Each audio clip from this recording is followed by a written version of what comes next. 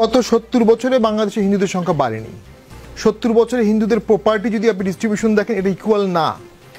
Political empowerment equal না, bureaucratic empowerment equal না।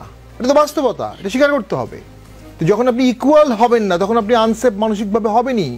বাংলাদেশে হিন্দু অনেক মেয়ে, অনেক ফ্যামিলি ইন্ডিয়াতে বিয়ে দিতে প্রেফার করে, কারণ হচ্ছে ইনসিকিউরিটি। একজন ওই পাশে থাকলে আমি পালিয়ে যেতে পারবো ক্রাইসিসের সময়। সারাক্ষণই তাদের মনে একটা রায়োটের ভয় আছে, আর রায়োট এখানে হয়েছে অনেক আগে।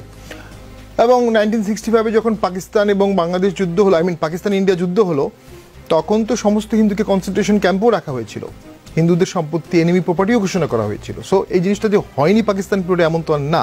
বাংলাদেশ পিরিয়ডে হয়নি। বাংলাদেশ এই বিষয়ে পৃথিবীর অন্যতম উদার দেশ, যেখানে হিন্দু মুসলিম একসাথে বসবাস করে। পূজায় মুসলমানরা যায়, হিন্দুরা ঈদে এসে আমাদের এখানে খাসির বিরিয়ানি খায়।